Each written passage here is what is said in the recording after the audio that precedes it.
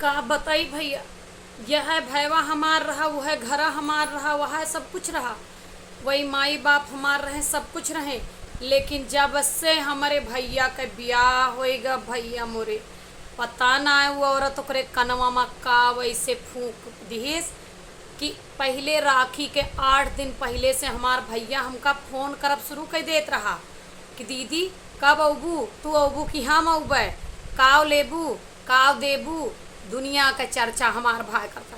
आज ये आलम है, 8 दिन पहले से हमार भौजाई फोन करब शुरू कर देती, कहा थी ए दीदी हमहू का जाए है अपने भाई के राखी बांधे। अरे डायरेक्ट बोला ना, डायरेक्ट कहे ना कहा तू कि तू जाबू यह लिए हम ना आई।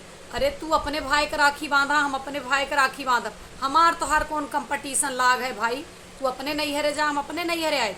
यह है भाई हमार गाड़ी ले ले आने आवत रहा, आधी आधी रात के आवत रहा। आज पता ना ऐसा कौन सा मंत्र ही फूंक दे बा कि गाड़ी का फोन का बात का मुंह छुपावत फिरता है। बिल्कुल कौनो मतलब ना न लगबे ना करते कि राखी के त्योहार आटे। हम तो ये कही थी यह भैया आए हमार विदाई के समय पर कितना रोई रहा, अब आज ये दशा है हम रो